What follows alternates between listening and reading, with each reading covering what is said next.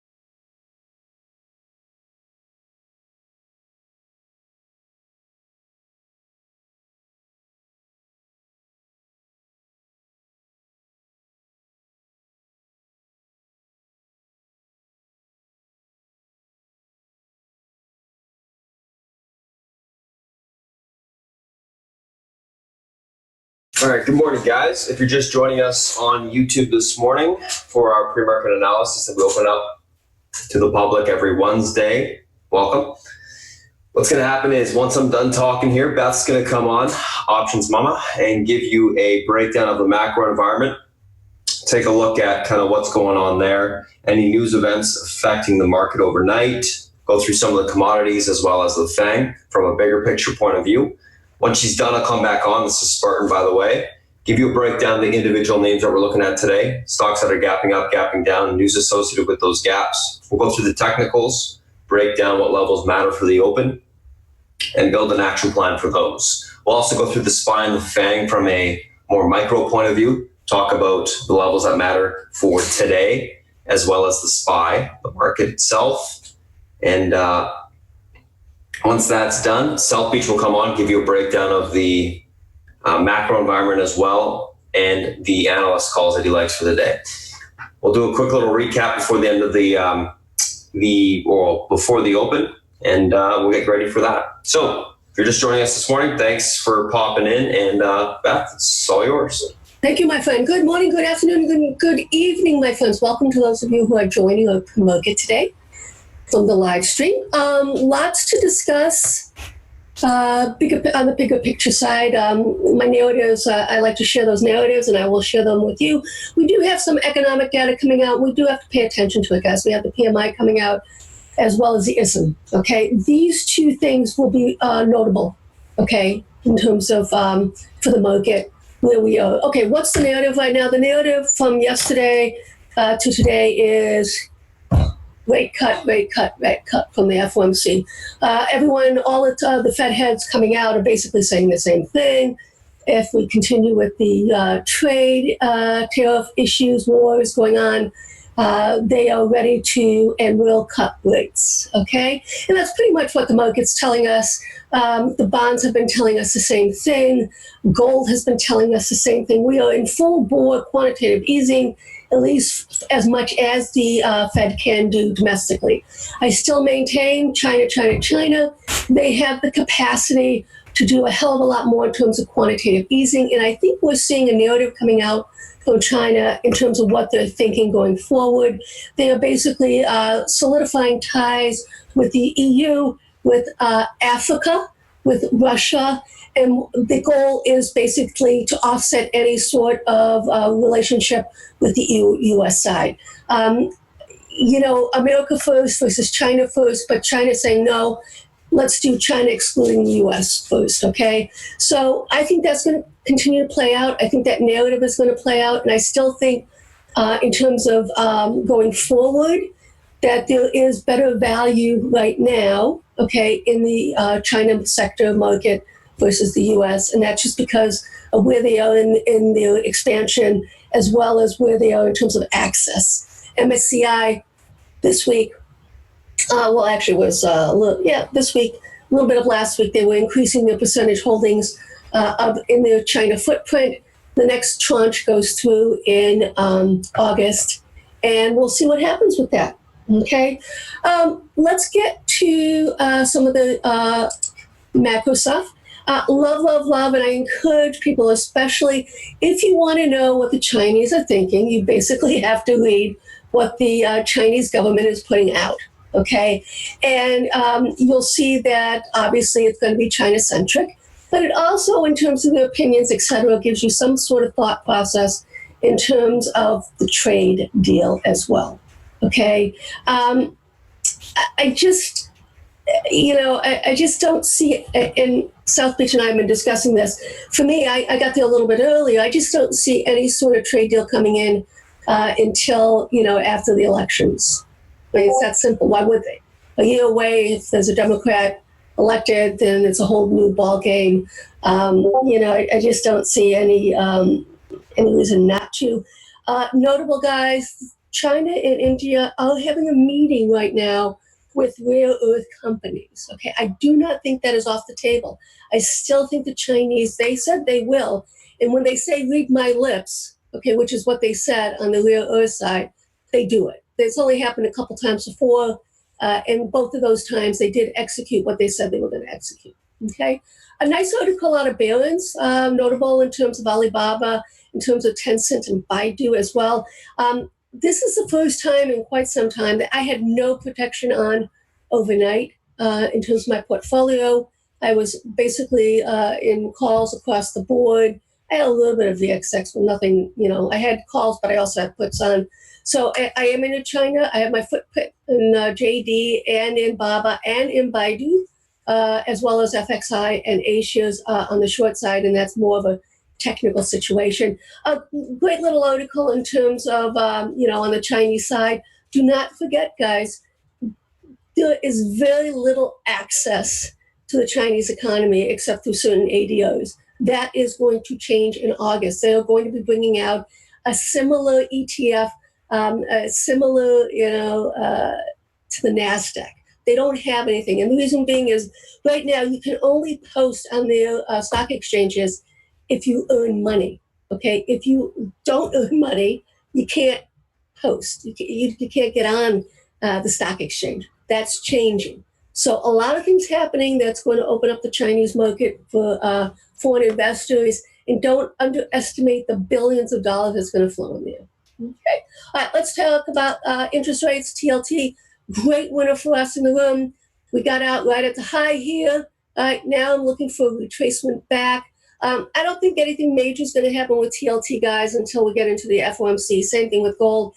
I think, especially with gold, I think it's going to maintain its bid. I heard overnight that one of the financial institutions has been caught short, and they are still unable to get out of that trade on the gold side. And we'll go over the technicals on the gold side too.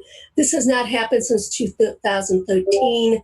I'm so sad, but we're kicking it on the gold side. Right? And this is how you make money on the commodities, guys, is basically you buy when nobody wants to buy and you sell when nobody wants to sell. Okay, TLT once again looking for retracement back out down here.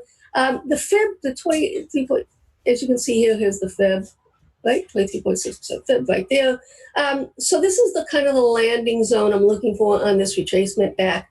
Okay, I'm looking for a couple weeks down, and this is a weekly chart, and basically going into the FOMC. All right, let's look at the SPY. All right, let's talk big picture as opposed to little picture, okay, on the SPY. This is potentially the low we saw today, an intermediate cycle low. Okay, so what has to happen for an intermediate cycle low? First off, 38.6% fib, boom, right where it landed, okay.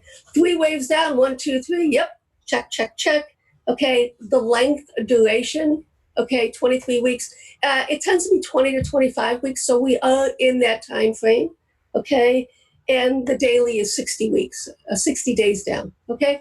So we have a lot of things in place that would tell us that we're in an intermediate cycle low. My narrative has been, and for those of you who follow me on Twitter know, that I've been looking for eventually a takeout of the December lows. So this is where we are, guys, right now in this window, okay? It's going to, I believe, mirror what happened, okay, in October, November, December, where we are defining right now, okay, the trading range to the upside. I think it can stretch, guys, potentially all the way up to here, okay? Which would make sense, right? This was the breakout zone, right? So that's kind of what I'm thinking. And this is basically was, if you look at it on the weekly, it was 8 weeks. So that's kind of where I'm thinking this is what's going to happen. And as you can see, we're kind of in week 3. So, and this is why I said I don't really see any resolution to the sideways consolidation. Now that we have a pretty definitive low in place, okay, I don't see any resolution until the fall. Okay, and then I'm anticipating another leg down. Okay. Let's take a look at the New York McClellan Oscillator, New York Stock Exchange. Okay, this is a pretty good indicator where we are based off of the market as a whole, the breadth of the market. As you can see, divergence, it did not, okay, take out these December lows, right? But if you look at this narrative, I mean, it is bouncing. I'm expecting it to possibly get up to this level right here, okay, on this bounce, where that would kind of end the extension, right? That's in my mind. That's why I see things going. Okay, and those of you who know me, I like to do these little narratives and see what happens from there. Okay, here's the CRB. Guys, this has to go up. There's a couple things that we have to see, like the transports, the industrials have to start to turn up, okay, and break out. Right? But this is heavily weighted on the oil side, so it's not a surprise. Ideally, I'd really like to see this get all the way down here before we see any sort of meaningful bounce, okay? Showing you the point and figure on the oil side. As you can see, we still have a little bit further to go. I'm looking for this 45 zone on the point and figure. As you can see, it's a very pretty chart. Still in an uptrend. This is just a correction within an uptrend, okay? Ultimately, I do see oil moving higher, okay? So that is notable. Here's the 10-year on the future side, similar to what, we're talking about with the TLT. Once again, I see this, we have a gap to fill. We really do have to come on down here. And then that's when the decision-making process comes in, whether we get back into the channel. Okay, and if we do, then we could go back to revert to the mean, all right? Let's take a look at some of the Chinese stuff. Here's the renminbi, all right, guys? For me, the Chinese market really isn't going to rally heavily until the renminbi starts to come back in, right? They're still in full-bore quantitative easing, which would be, and they mini devalue all the time. What we don't want to see is something like this, guys, that happened in August 2015, where they did a large devaluation, and that did rock the markets robustly. Okay. This is the crude gold spread we've been talking about. Nailed it on the top, and now we'll be pretty much near the bottom. Like I said, ideally in my narrative, I'd love to see oil and gold rally to to the upside. That's kind of what I have going on in my mind right now. Okay, let's look at the dollar index, guys. I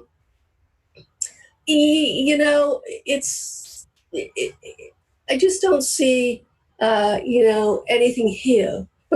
I mean, we've been sideways consolidating, right, since 2018 in the dollar. And this obviously is the CRB index, right? This is, let's talk about currencies. Currencies are a function of central bank intervention. It's that simple. It is a heavily manipulated commodity. Okay, it is, all right? The only way the dollar really is going to basically lose any notable steam, right, is if the U.S. Fed, therefore, they start to do multiple cuts in interest rates. Why? Because if you look at it globally, a lot of countries have negative interest rates, okay, or very low, like minuscule interest rates. Okay, ours are still pretty high compared to the rest of the world. Okay, this is why the president's asking for interest rate cuts, because on the totality of it all, right? Okay, ours are extremely high, right? So we'll see what happens with that. All right, my friends, let's get to the charts. Bigger picture, VXX. Been discussing this. We did a great job with it. Pick the top here. Now the narrative is that we're going down here on the weekly, and I really like to look at this on a weekly basis. This was the 2920. We knew that this was a key level to break. It has broken it overnight. Okay, what am I looking for now? Basically a move down to here. It could get to this this level right here, 2811. Okay, and let's see what happens there. Okay, I am in VXX 2850 puts against my longer dated calls as a hedge against my portfolio. But since I didn't have much, need to do that, I was very confident with this rally. I have very little hedge on right now, except at VXX. Okay, let's look at the put call. Now, this is really important, guys, and this is why we look at it. Something happened yesterday that we haven't seen in some time. All right. As you can see here, and I've been articulating this for quite some time. If you notice here for the last few weeks, okay, we've been in this upper tranche, the sideways consolidation on the higher levels of the put call, right?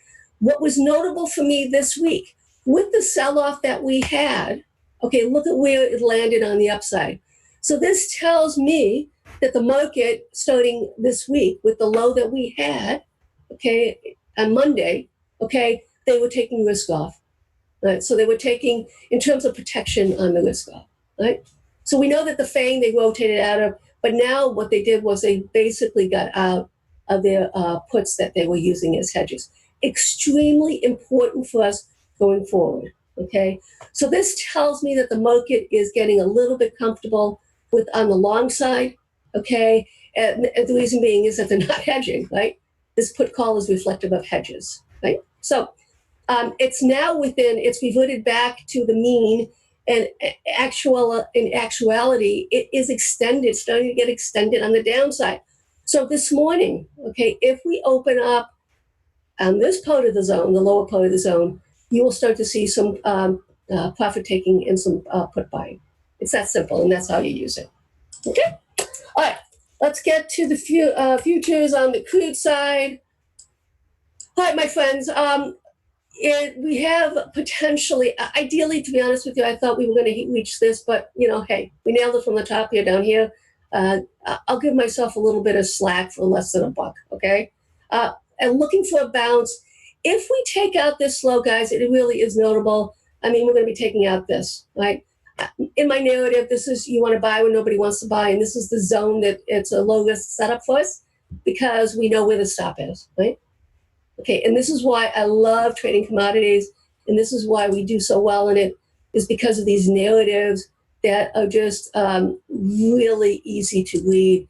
Because most people, it's a FOMO type event when you're talking about commodities, right?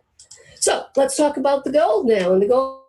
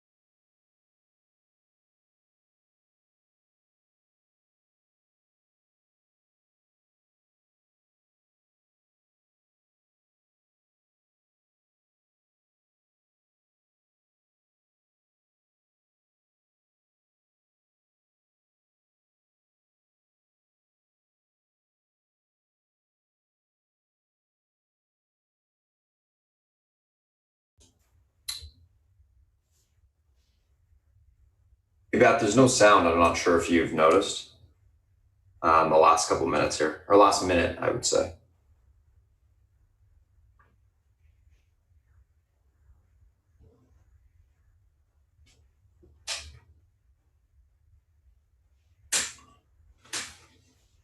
I think your microphone got changed. It's not selected for input.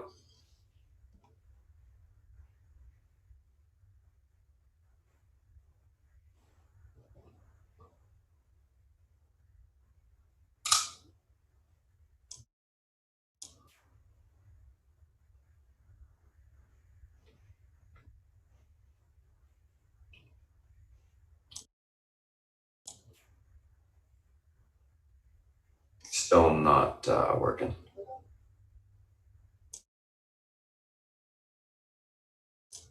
You got to click the bottom left where it says the microphone, and then select the microphone actually on that little arrow. So bottom left will be the microphone on the actual stream, and then click the microphone.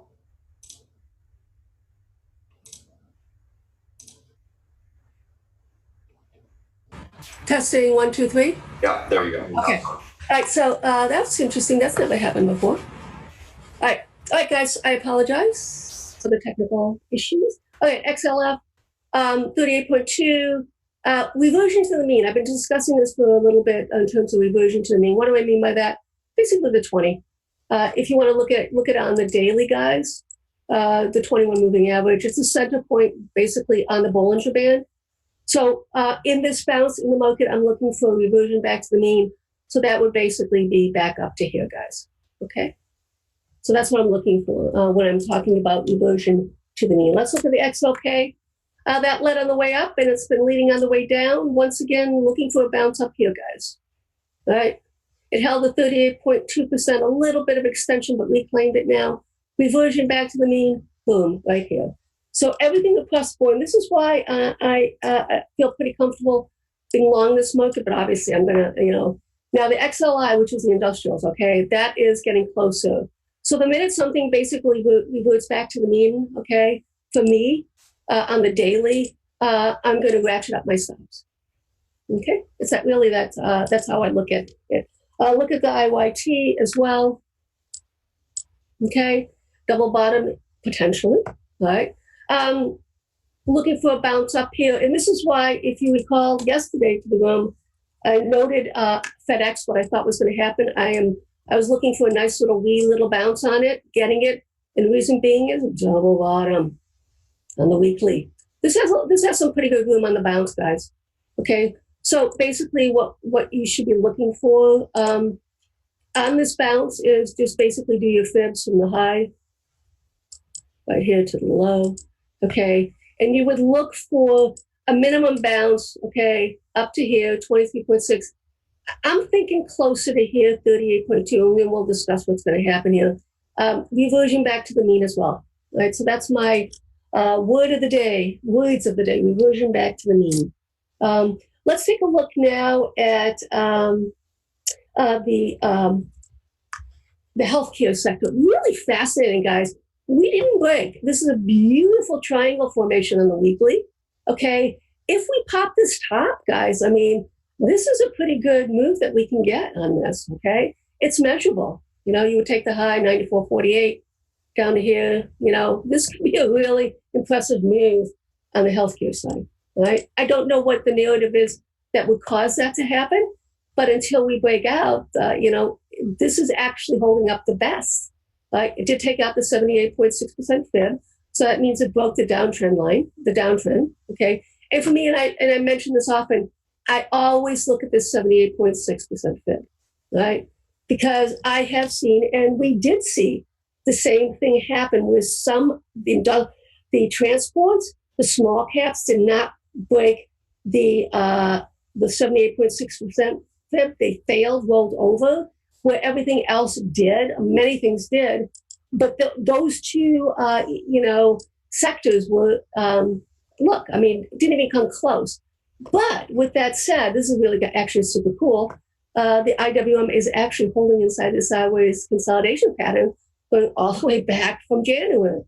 So this did not break down the way the rest of the market is, but obviously didn't go up. So what we know is that a lot of institutions, a lot of globally, they were using the small caps, okay, EFA, IWM, the Russell, as a hedge against their portfolio. And they started to unwind that hedge. Okay, now the key is going to be is, well, where can we go on this, all right? Still reversion back to the mean, but I thought that was pretty super cool. All right, let's get to the FANG on the bigger picture stuff. Okay, my narrative was 50, 100 EMA.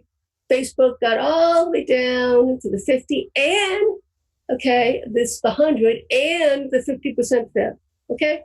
Because of the nature of this, I'm still expecting a bounce. And, because of the steepness and the degree of the decline, I mean, it could be a pretty healthy bounce. And for me, I'm looking for like 178 on it, on Facebook, just so you know.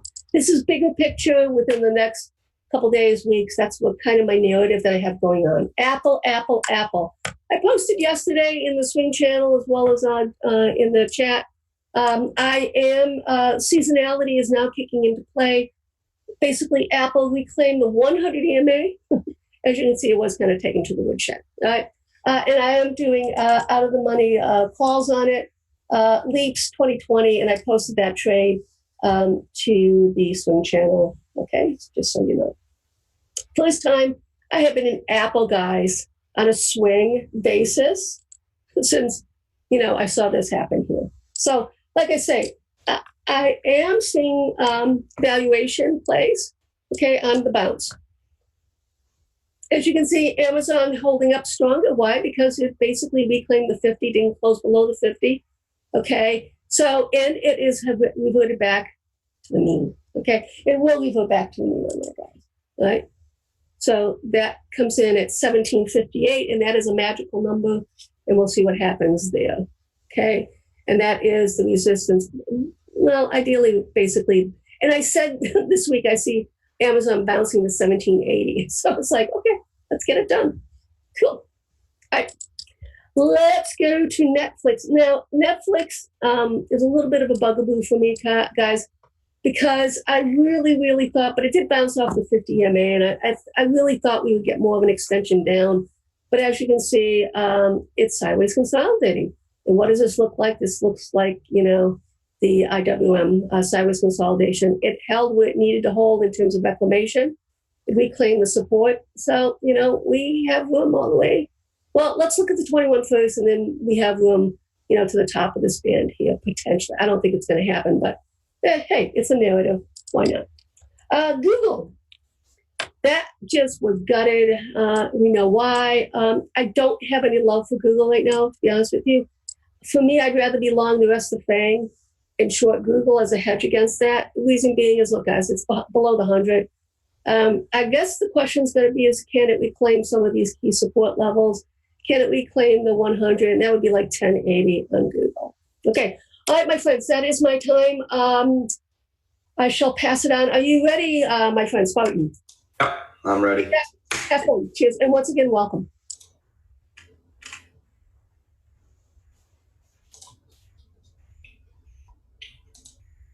All right, guys, if you're just joining us, it's Spartan here. Welcome to the pre-market stream once again. So what are we going through this morning? A couple different things that I'm looking at that are gapping up, gapping down. We're going to go through these individual names, talk about the levels that matter for the open. RWLK, AMBA, CRM, Roku, IFRX, and Pivotal. So what do we got going on in these names today? RWLK. So these guys last night, I should say FDA.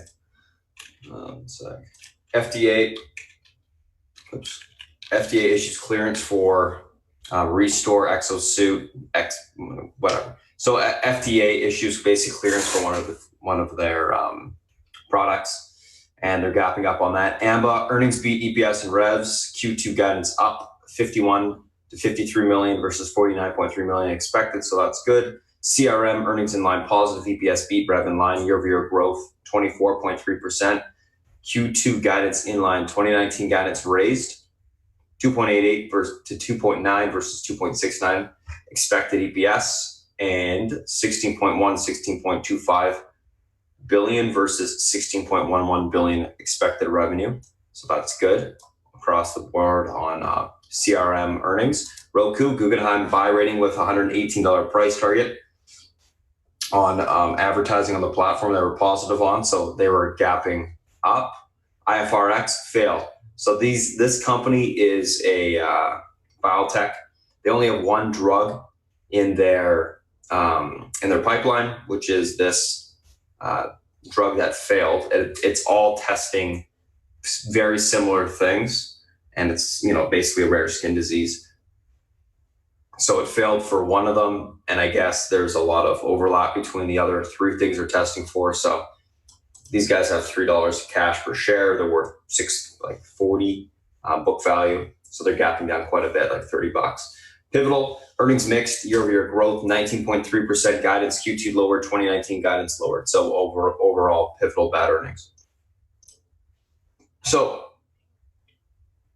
let's take a look at the market itself.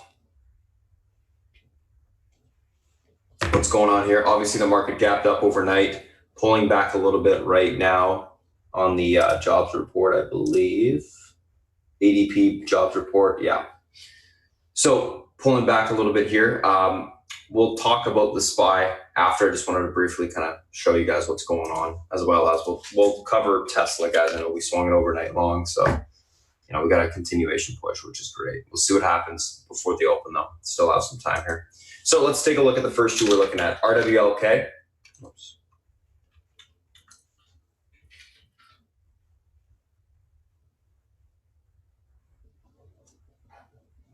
So RWLK and AMBA.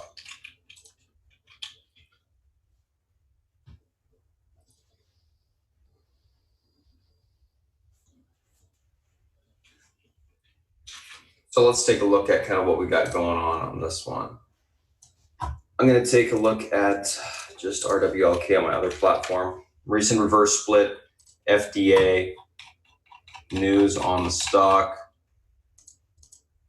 There you go. You want to see the weekly. So 938, and then we're looking at 1071, and then we're into the gap, okay.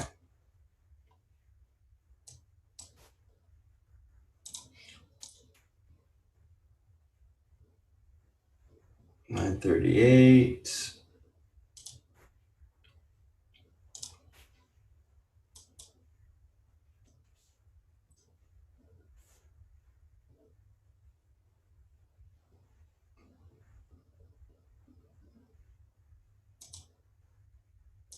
$1070. I'm going to take a look one more time at that stock.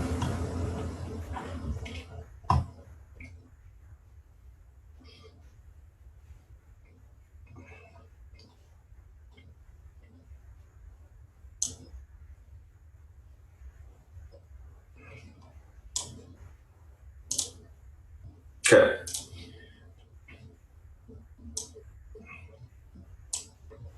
So this RWLK. What's going on this name today? 845. So stock obviously gapping up on the news overnight. Quite a bit of room to the upside if it can hold that 938 level. 1070s, and then it's got room to around the $14 level. Unable to hold the 938 this morning, we're going to be looking for a pullback towards this $805 to $7 level. If this is unable to hold, it's basically going to snap and get continuation to the downside towards $5.88. So watch these two levels. If you're a short seller, these break, it's going to continue to fade off. Stock was up on, not tons of volume yesterday, fairly thin, but holding up well. 938 holds this morning. This is your pivot point. What's the pivot point? It's a very significant support or resistance level on the daily that if it breaks, holds, you should see continuation one way or the other.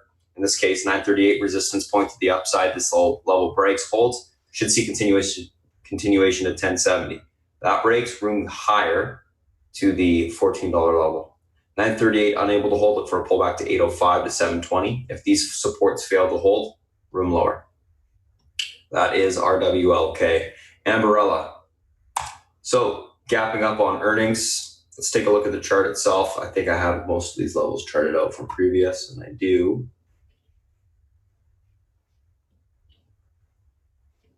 So we're at about 43 bucks pre-market.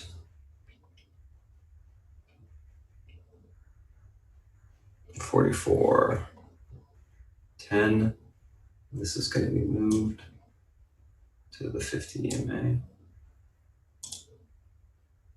Get rid of that. Not sure what this level is.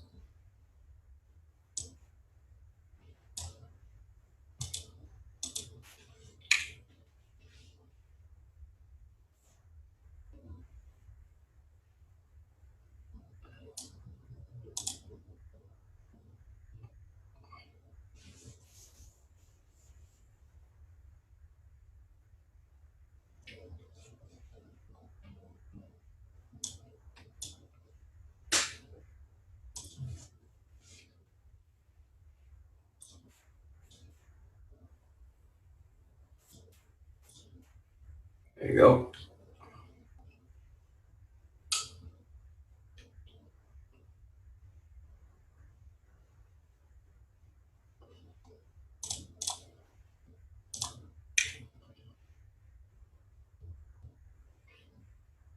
Okay, so let's take a look at this stock.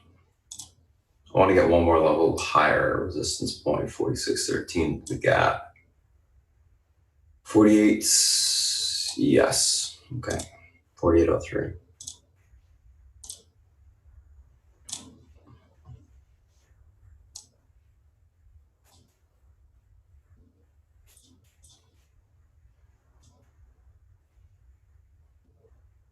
So what's going on in the stock today? This is going to be your pivot point on the stock on the intraday chart, which is the 43.70, which is the 50 EMA on the daily. This level holds up. We should see continuation back towards the highs into the 45 to 46 level. If that level breaks the 46, we can get continuation towards the 48 to the upside. Let's get rid of the 45. Doesn't really matter.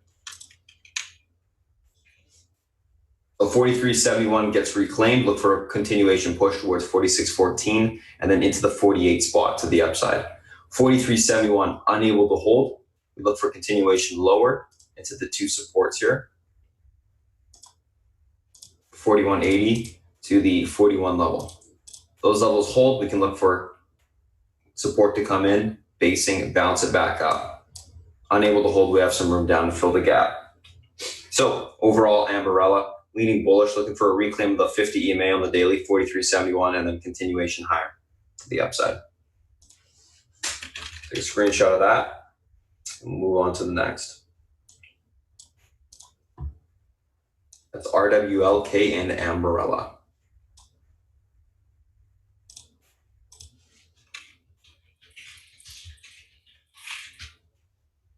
Let's take a look at the next two. CRM and Roku.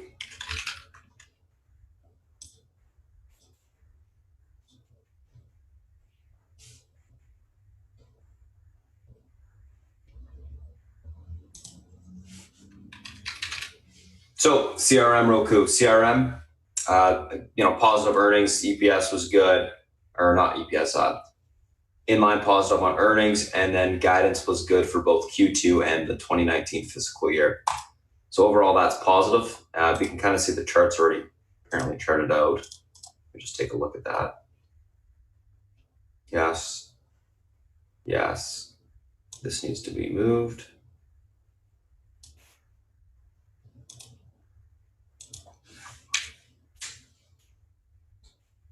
Perfect.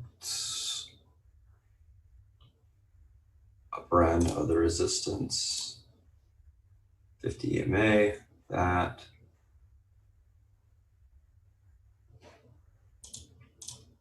The 160s, there you go.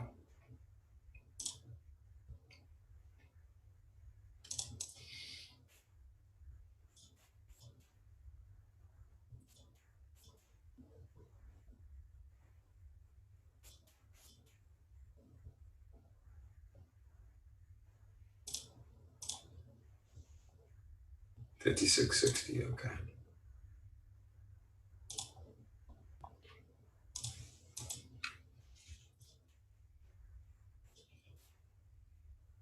So CRM, what's going on this stock intraday? A couple different levels we're looking at. Pivot point is 156.42. If that level holds up, which is the 50 EMA on the daily, we should have continuation towards 158.84. That breaks, we can get into the 160.78 level to the upside here. It's gonna have some room for some continuation.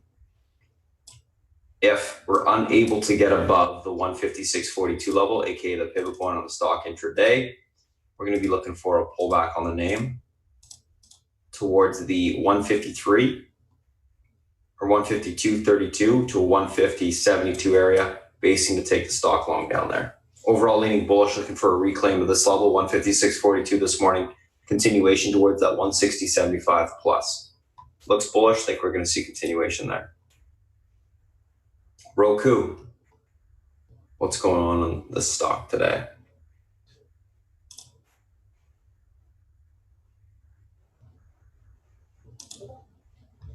Roku, let's take a look. So we talked about this yesterday. Basically, I was saying I like it. Big flag on the daily, blah, blah, blah, blah, blah. More positive news on it with a Guggenheim upgrade, which is good. So stock's obviously gapping up. Got to do a little bit of a Fibonacci extension level here. Near term. Room to 101 basically to the upside. Let's take a look at the intraday chart. Pivot point is obviously the 95 area.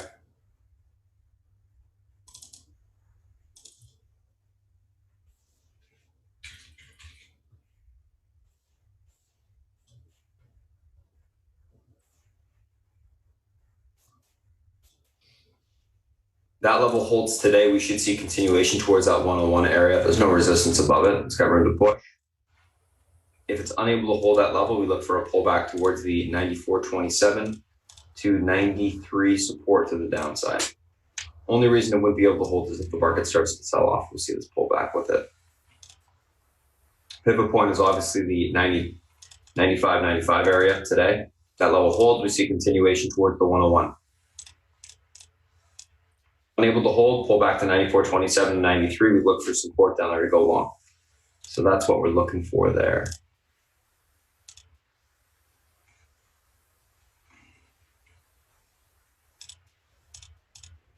I'm just going to do an intraday resistance level, 98.50 level, first resistance, and then we're talking 101.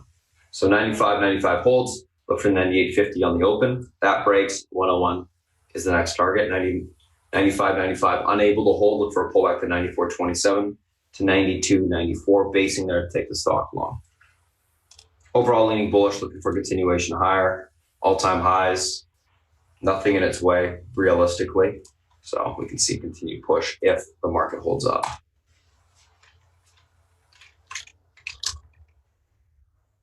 CRM and Roku.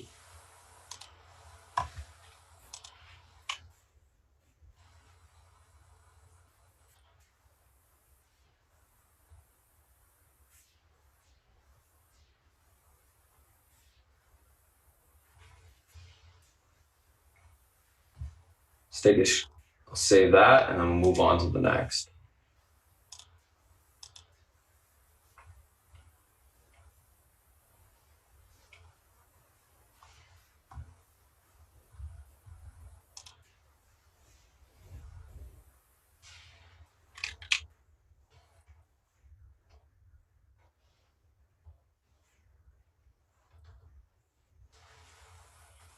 Astute, IFRX, and Pivotal. You guys got shorts. IFRX is starting to roll over. Watch 1604 breaks pre-market. It's going to start to sell off hard towards the. I think it's going to go towards the cash value per share, which is around $3.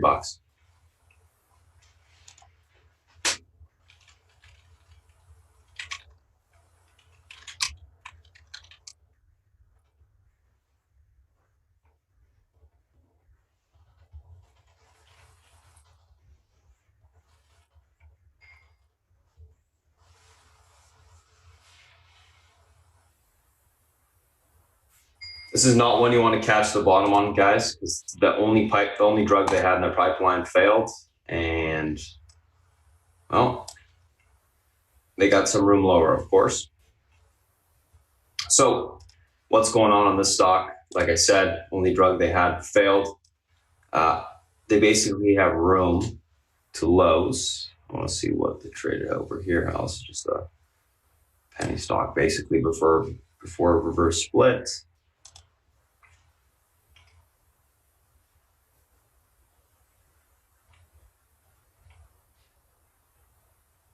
It's going to be going below 1.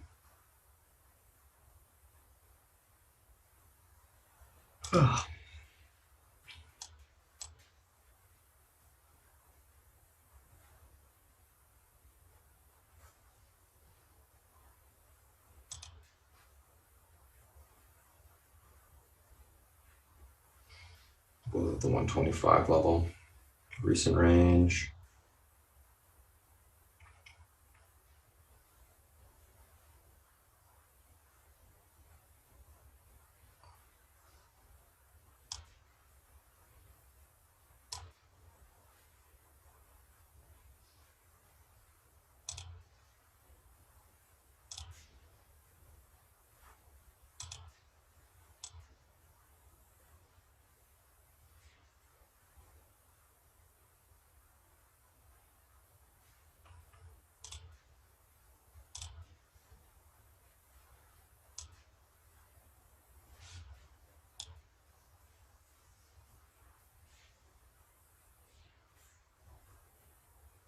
Let's see the other one that you could use.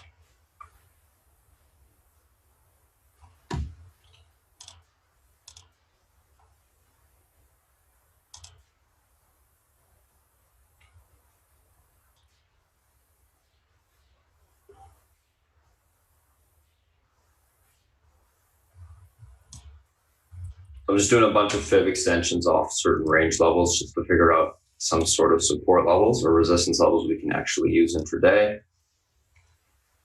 $4, 135, $3, which is the cash.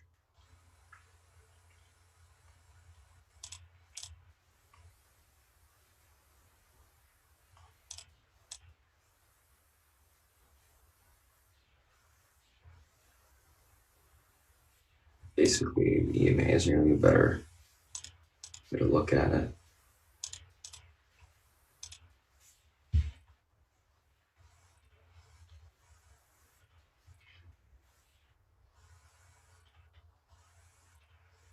Alrighty. 752, the pivot point on the stock. This level is unable to be reclaimed. We should look for a continuation lower towards the $4 level. And then if that breaks into the 3s, which is where the cash is, possibly if that breaks lower, just because they have, X amount of cash per share doesn't mean it's going to hover around there. I doubt it goes, too much lower than that. I think that's probably the line in the sand to the downside today. If 752 is able to be reclaimed, look for a bounce back towards 951. That level breaks, we can see a push towards the upper end of the EMA resistance, which will change at the time. But right now it's around the $14 level.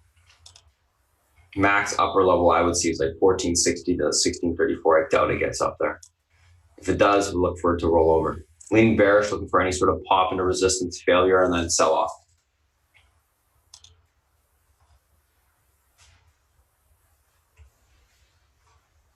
So that's what we'll be looking for there on IFRX.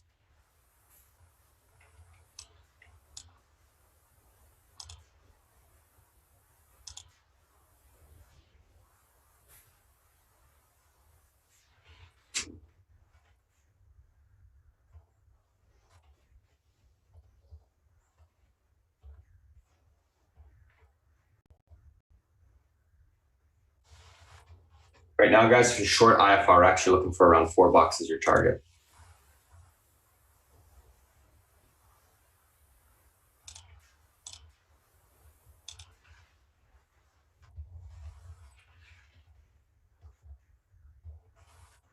Where's the next target? Pivotal. Let's take a look at this stock here. Obviously gapping down on the intraday or on the daily from the earnings, negative earnings, guidance for Q2 and guidance for physical is also guided down as well. So where do we got room to? All-time lows, ugly look.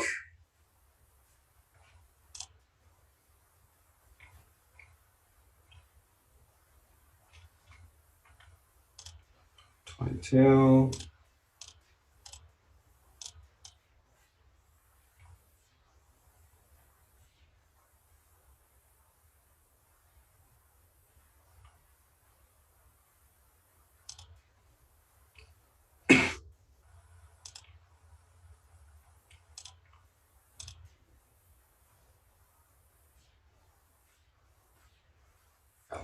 I figured.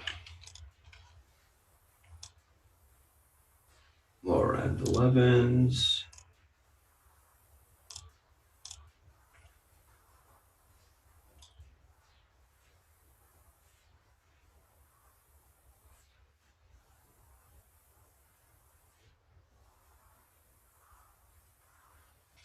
So pivotal.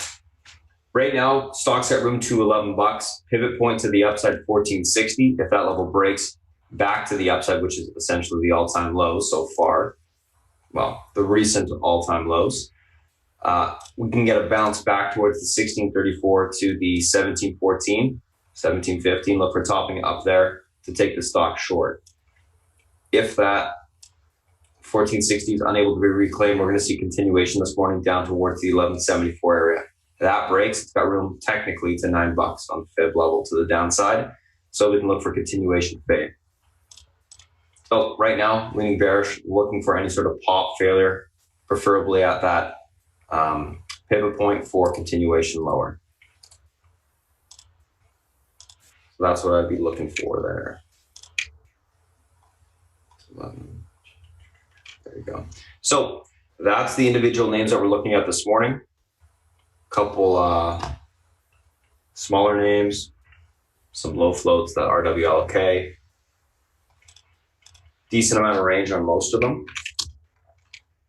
Now let's talk about, oh crap, RWLK is breaking out, guys. I just saw that. So now it's got room to the $14 level, RWLK. Breaking out to the upside.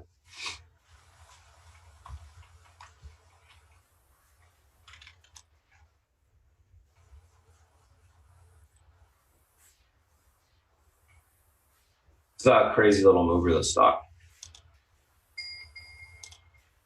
Can see continuation pretty quick here, in my opinion, to the upside. Are you looking at the 12 break? Probably pretty quick here.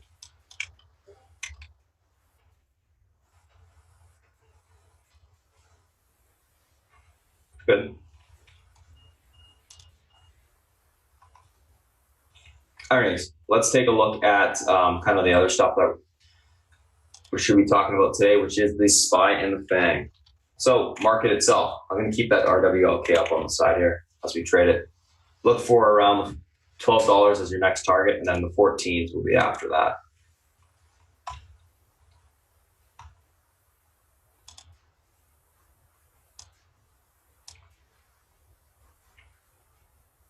So what do we got going on today in terms of the SPY and the FANG? So SPY, obviously gapping up. A couple different levels we're going to be looking at today. The big level is going to be this 281, which is the bottom end of the channel. If that level is able to hold, we should see continuation on the SPY into the, back into the 282.40 and then into the 283s. If we can get through the 283, we have the possibility to get upper end today, 284.45. We did break above the top channel, which is very bullish. Also the downtrend on the daily. We can see continuation, but it's going to have to hold that level this morning. If we can confirm that, we get the next leg up on the market. Unable to confirm that, market's going to fail. 281 will break back below. We should see a sell-off towards that 279.30 yesterday to possibly 278.20. It's going to have some range to the downside. So again, 281 is your pivot point today. So that's the key level on the market. there. Let's take a screenshot of this, move on to the next, which is going to be Apple.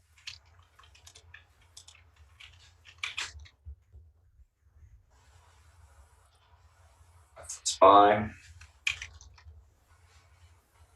Apple.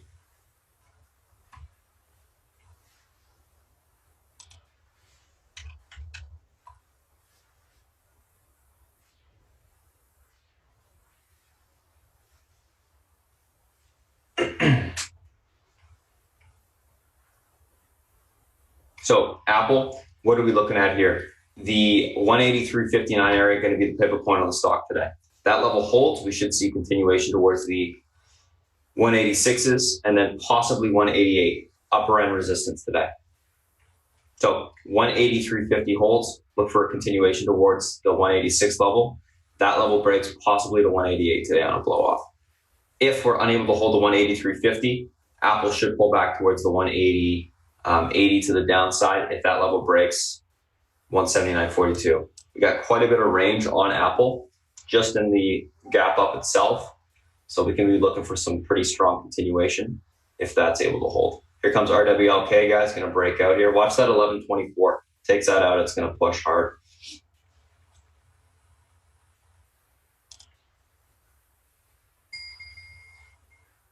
If you're scalping it here, just be careful. You don't want to stay in it too long. I missed the move up, so I'm just going to be waiting for a pullback on that stock. It's a little bit risky to play. I scalped it a little bit there. I'm out of it right now.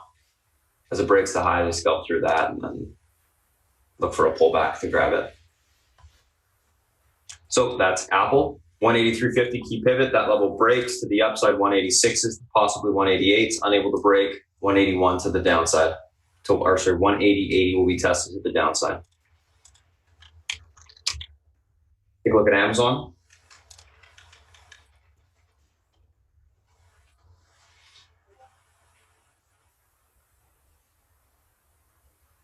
$17.39 is your key pivot support today. That level holds. We should see a bounce back towards $17.65. That breaks. Upper end today, $17.85. Unable to get through or unable to hold the $17.39, look for a pullback towards the $17.13 to the downside. So those are your levels on Amazon. I'm actually going to screenshot this from zoomed out.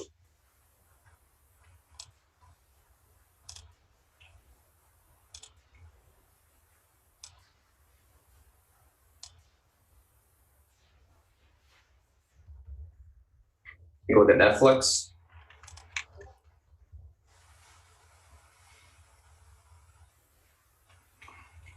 Netflix 353 is your key pivot support today. This level holds up. We should see continuation of 361 to 362.60. That 361 gets taken out. You can get all the way back to 366. 353 unable to hold today. Look for a pullback to 346 to the downside, possibly into the last day's low, 343. So 353 holds, 361.50 to the upside, possibly 366. Unable to hold 353, 346 for 343 to the downside. Let's take a look at Facebook.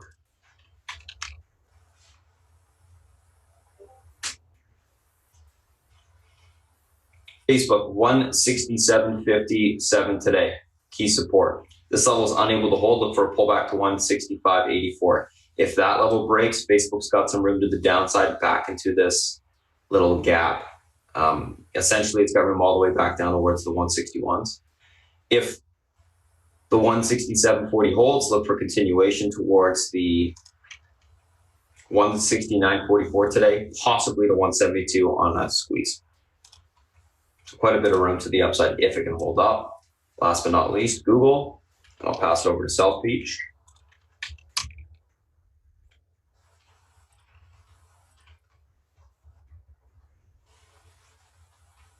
Google, key level to the upside is 1060. If that level breaks today, we should see continuation of 1080s. Unable to get through 1060, look for a pullback into this level here, which is going to be the trend. 1045, if that breaks, we get all the way back down towards last day's lows, 1036. So that is Google. So that's it for the SPY and the FANG. Overall in the market, guys, I'm leaning bullish for now, as long as we're above the 281 area. We did break the downtrend on the daily. We just need to hold it for confirmation to the upside. Same with the SPY and the FANG. Looking for continuation if we can hold up that level. So I'm going to pass over to South Beach, guys, and we'll come back on once he's done and give you a quick little recap of what we talked about this morning. South Beach, if you're ready, it's all yours. Hey guys, good morning, welcome. Okay, so as always, I look at the bond market and rates are coming down quite a bit this morning. Okay, continuation from yesterday. 2 years down 9 handles, 1 year down 7, 10-year down 3. So the curve is getting slightly better because people are anticipating that the Fed is going to cut, and they as much as said so yesterday.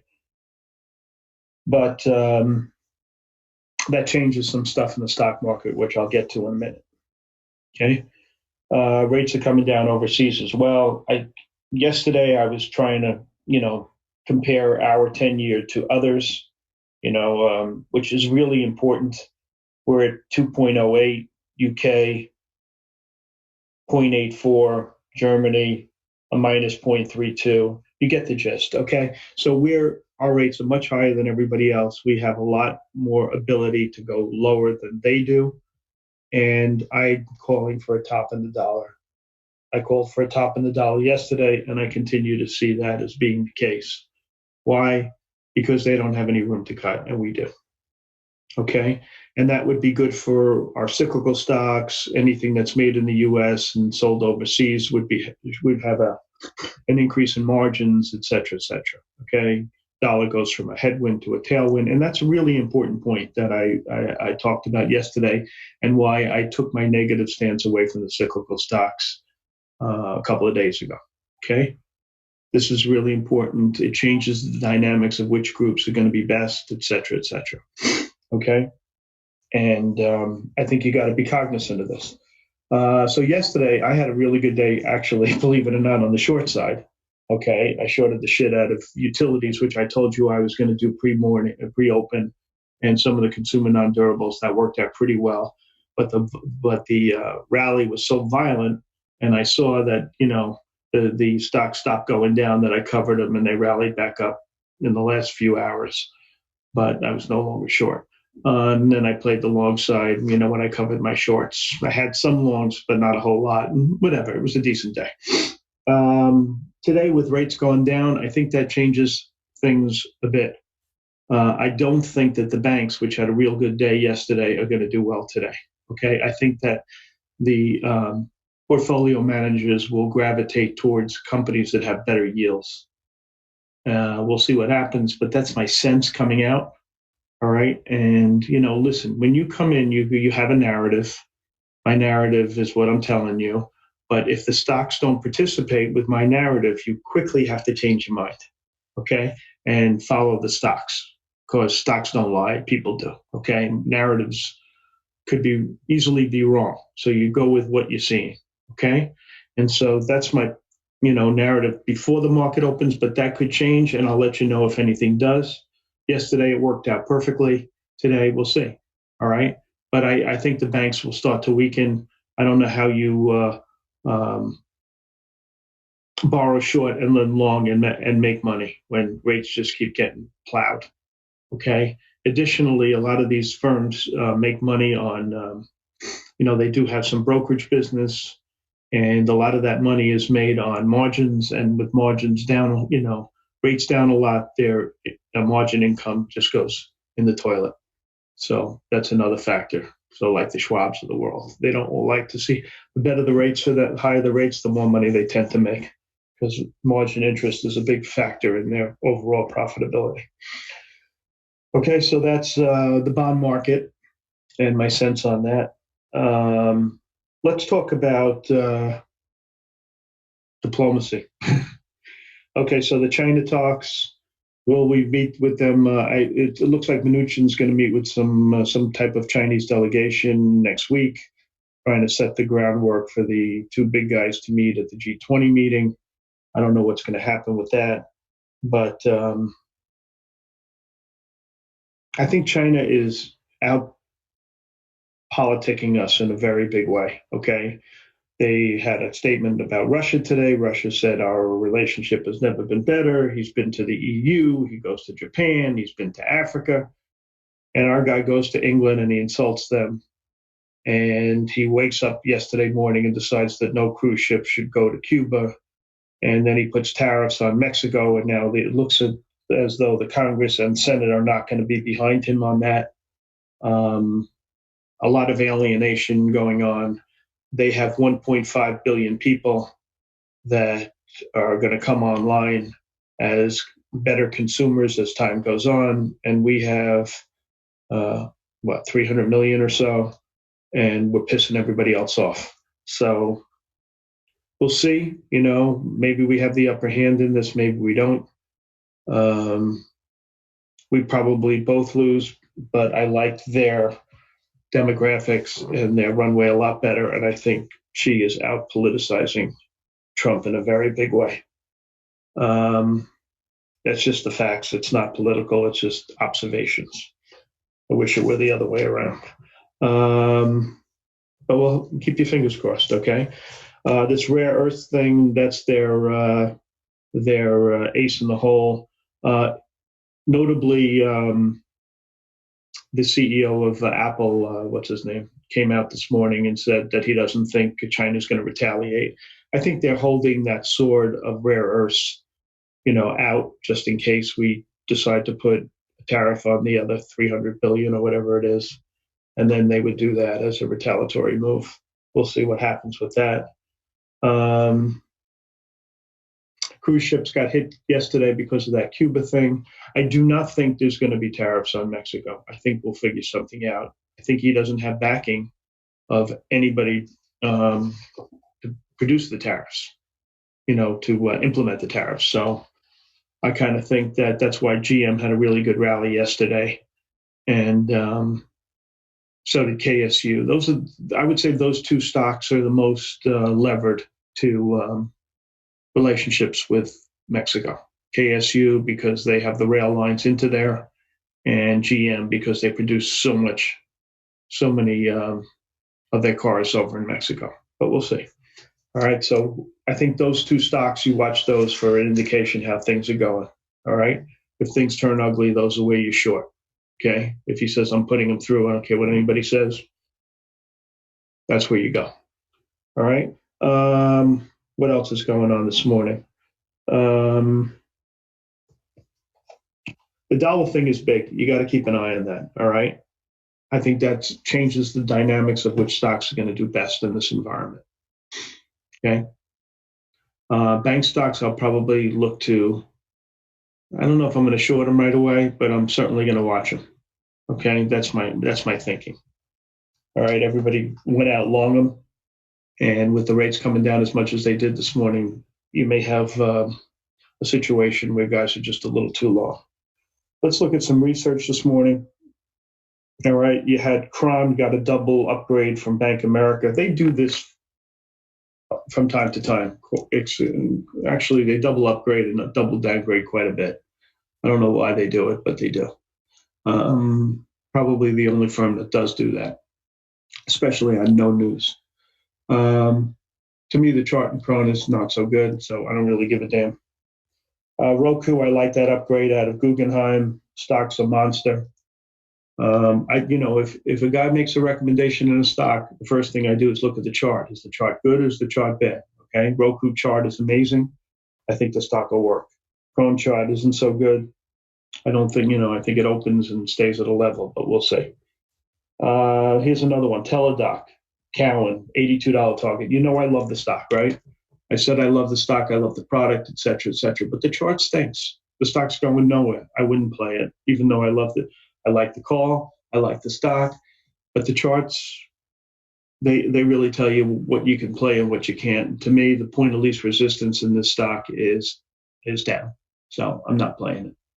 I also think that the point of least resistance in the market is still down. I mean, we're having this rally, market was slightly oversold. We'll see if it can get through these moving averages. If it can't, I'll change my narrative. But for now, that's what I think. Okay? Yes, it's good news, babe. Yes.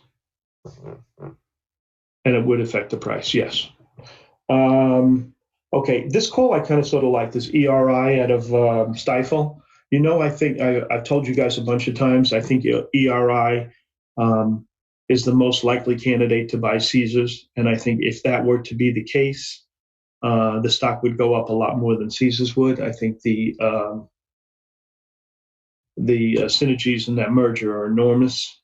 And so I really like it. And now that I get a call that the guy likes the stock based on its own and has a $62 target, I look at the chart, I see the chart is decent. This is the kind of call that I would gravitate to. I'd like to see it trade through the 50-day, but I think it will on the opening. Okay, so I thought that was an interesting call. So those are the kind of ones I like. And I like this SAH call out of Stevens. I like Stevens Research. I think they're a nice firm, but it's up a bunch. So if it came in, I would grab some of that. I like the ERI, and I like the Roku. On the short side, there's not really much here. Pivotal, I don't know what this. Listen to Spartan, what he says on that stock is my opinion. IFRX, this is the reason I always say I don't like biotechs. Okay, you wake up one morning and your stock had a 6-for-1 stock split and you didn't get any more shares. Okay, you guys work too hard for your money. I think biotech, unless they have multiple products, is a game for guys who just do biotech. I don't think any of us are, well, somebody here may be, but I'm certainly not adept at doing that. If I want to play biotechs, I'll buy an index. All right. I don't do individual names unless the company has a broad array of products. This kind of thing is mind-blowing to me. All right. Can you imagine having that? You went out at $37 and you wake up today and it's under $5. I mean, come on, give me a break. The Tilray call you're asking about out of Opcom, I think they've had an equal weight on it. So what's the thing? I mean, did I miss that? Market perform. What do you want me to do with that? In my opinion, that's a no call.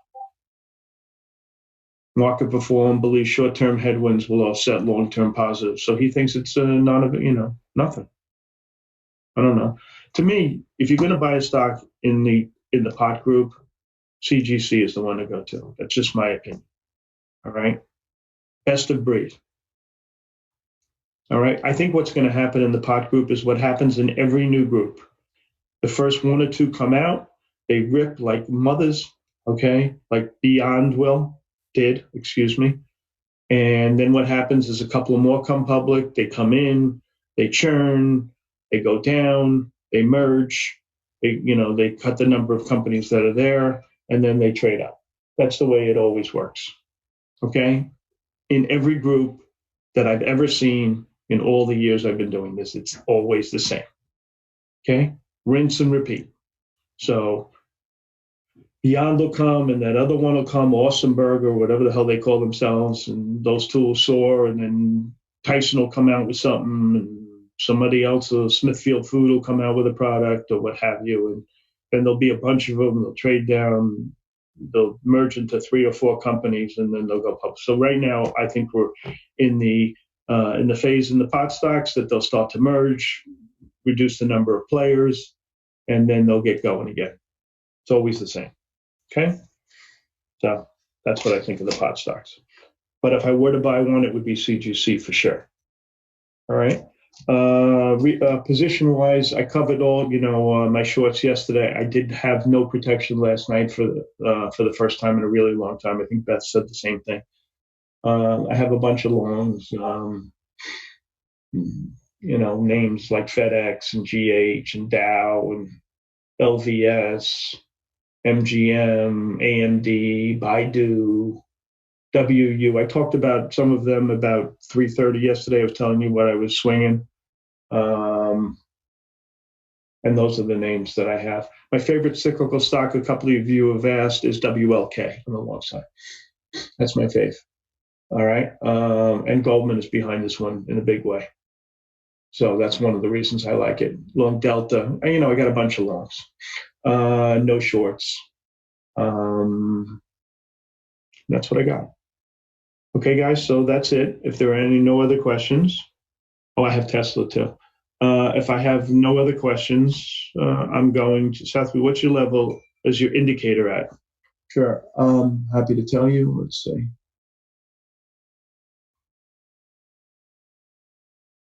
It's minus 14, which is kind of neutral. Okay. What about Triple M? Hero, I think Triple M's a piece of shit. It's poorly run, and they've got so many problems. And the best analyst in the group by far is the guy from JP Morgan, and this is the one he hates the most. So if a guy is been really good about his group and really stands out as an analyst, which you don't have that often, because most of these analysts, in my opinion, aren't very good, and he hates that one the most, I think that's the one you stay away from. Okay? GS has fraud problems until it is resolved. Is it a no-touch right? That's a very good question, Mula. Listen, Goldman Sachs is in the doghouse, all right? They have that problem, which we all know about with Malaysia, whoever it is. I mean, here's my sense. It's down so much that if you want to take, let's say your normal position would be 500 and you want to buy 100 here, I think it's okay. All right? But I certainly wouldn't load up until that comes down or even gets closer. I don't even hear about it anymore. And they're going to have to write a check with a big B at the bottom of it, okay, meaning billions. So, I do think that you don't know what it's going to be, and you don't know if they can prove that the fraud was known, if there's going to be treble damages. This number could be huge. So I'm saying you can buy a 20% position, but that's where I would stop. Okay? That's my sense on that. Anyway, okay, let me give it back to Spartan because it's getting late. I'll be involved. If I see anything, I'll let you guys know what I'm doing. And until that time, let's make some money. Thanks, everybody. Spartan, it's all yours, buddy. Thank you, South Beach. So, did our RWLK just do an offering? So, Jesus.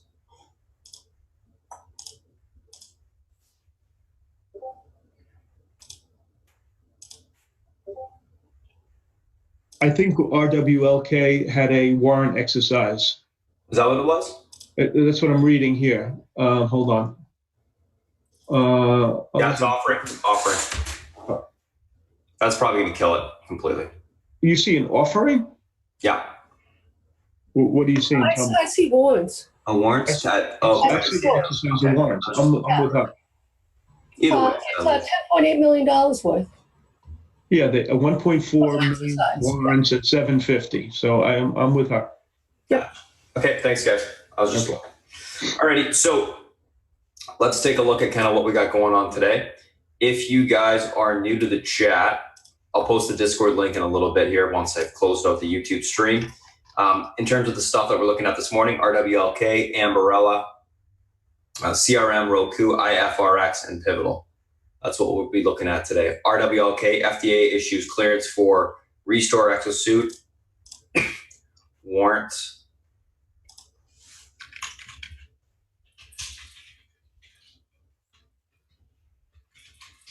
Hey, Spartan, you might want to keep an eye on Walmart. Okay, their annual meeting is today, and Sanders is going after them to pay more. Okay, just so you know, you might want to put it on your radar. Okay. WMT. Okay. So these guys just announced after their FDA clearance, they just announced an exercise warrants resulting in proceeds of 10.8 million. You said they were at 750 warrants? Yes. Thank you. Perfect. And it's only 1.4 million shares, and they've already traded pre-market 3.2. So yeah, it should absorb it okay, but it may change your levels a bit, obviously. Yeah, no, the levels are actually the same. It's just right in the middle of them now. It just could kill the momentum. So RWLK, they just FDA issues clearance on one of their products, but now they just issued warrants. at 750. So we'll see what happens on the open on that now. Ambarella, earnings beat EPS and revs. Q2 guidance up 51 to 53 million versus 4.93 million expected. CRM, earnings in line positive. EPS beat, rev in line, year-over-year growth 24.3%. Q2 guidance in line. 2019 guidance raised 2.88 to 2.9 versus 2.69 EPS expected, and 16.1 to 16.25 versus 16.11 expected revenue. So overall, pretty solid on the CRM. Earnings, Roku, Guggenheim buy rating and $118 price target, so they're gapping up. IFRX fail of basically the only drug in their pipeline. Well, it is the only drug in their pipeline. They're selling off towards cash per share, which is around the $2.80 level. If you guys have it short on that 604 break, make sure to be covering some here, then into the 4 level. That breaks, hold the rest for the 279. It's got some more room to the downside. And then Pivotal, earnings mixed, year-over-year growth 19.3%, but get down both on Q2 and 2019 fiscal year guidance. So that's what we're looking for there on these names. Let's take a look at these individual names from a technical standpoint today. RWLK, 938 is the pivot point. This level is unable to be reclaimed this morning. Look for a sell-off towards this 720 level now, 8 to 720, these two support levels. If they do not hold, stock's going to continue to fade off, probably start filling the gap towards that 587 level. So we'll have some more room down into that mark there. So that 720 level is kind of the last line in the sand. If that breaks, then you'll be selling off quite a bit more. Pivotal. If 938 breaks, look for a bounce back towards 1070-ish to the upside. Pivotal. Stock 1440 is not Pivotal, Ambarella. AMBA. So what are we looking for in Ambarella? Ambarella, the 43.71 area is the pivot point on the stock today. If this level breaks to the upside, look for a continuation towards 46.14. If we're able to take that out, we can see continuation further into the 48 level today. 43.71, unable to hold or be reclaimed this morning, look for continuation lower towards 41.80 to 41.07. And then if that level breaks, we can see a gap fill on the stock. Down here, I'm going to be looking for support to take the stock long. Overall, leaning bullish on Ambarella, looking for a reclaim of the pivot for continuation higher. I like the earnings, thought they were fine and good. CRM, what are we looking for here? So CRM stock is pulling back a little bit below this 156.42 level, which is the pivot point on the stock today. If this level holds, we can see continuation towards 158.84 and then into the 160.70 level to the upside. Unable to hold the 156.42 level, look for a sell-off towards 152.30 to 150.72 to the downside, and then basing to take the stock long. Overall, leaning bullish, looking for a reclaim of the pivot, continuation higher. Roku.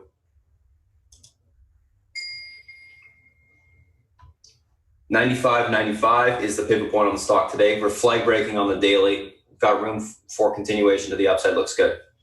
If we're able to hold 95.95, look for continuation into the 98.53 level. This is just an intraday Fibonacci extension. It's not a big resistance. We should be able to take it out. 98.53 breaks. We got room to $198 to the upside today. So we can get into the 100 plus level. Unable to hold 95.95. Look for a pullback to 94.27 to 92.94. Basing within this level on the support to go long.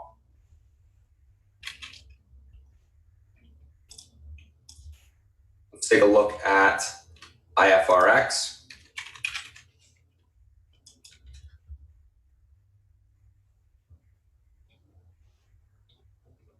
So IFRX, stock selling off, pivot 752, it's well below that. $4 is the next support to the downside. If this level breaks, we see 279. So I'm looking for a continuation lower into these levels this morning. And then once it gets to around cash per share, we can look for it to start to base, maybe make a little bit of a bounce down there. Other than that, though, leaning bearish, looking for a continuation lower. Pivotal, last one. Pivotal. 1440 is the pivot point on the stock today. Stock's unable to reclaim that level on the open. look for continuation lower towards 1174, which is where it's going right now. That breaks, we see 1080 to the downside. If we're able to hold that 1080 level, the 1174 and 1080 level, basing down there, take the stock long for continuation back up towards that pivot point. Pivot point reclaimed this morning.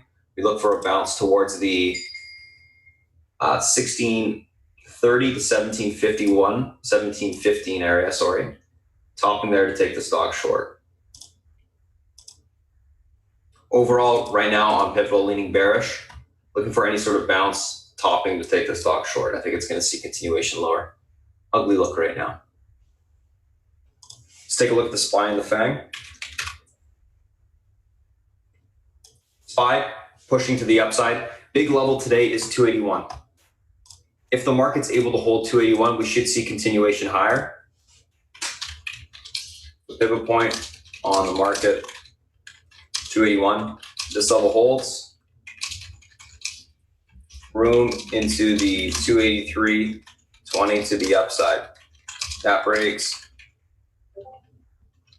Upper range of 284.30 will be tested. 281 and unable to hold. Room back.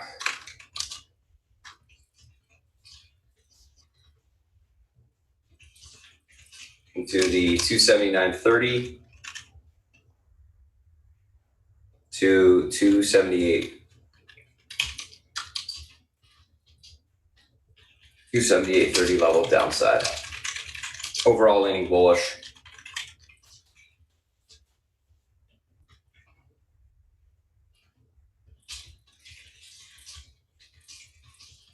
Because we're holding the pivot for now.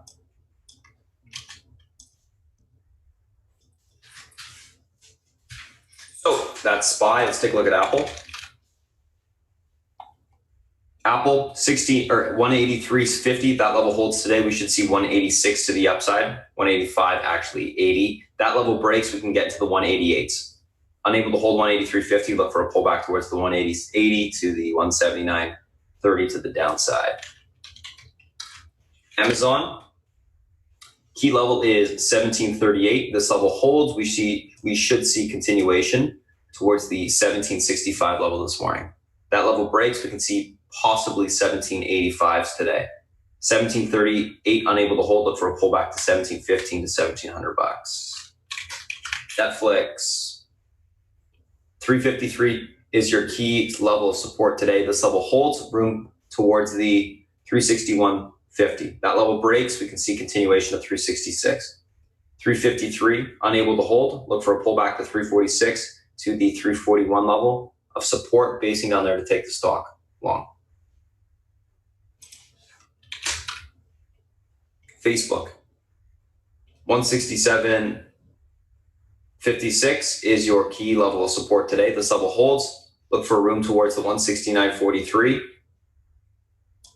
to the 172 to the upside. Unable to hold 167.50. Look for a continuation lower to 165.92. If that level is unable to hold, we got room to fill the gap to the downside there. Last but not least, Google. 1060 is your resistance to the upside. That level breaks from the 1080. Unable to hold 1060. Room lower towards the 1030 level to the downside. And that's it for the SPY and the FANG. If you guys joined us on YouTube this morning, thanks for popping in. We're going to cut the stream right now and get ready for the open in the next 2 minutes here.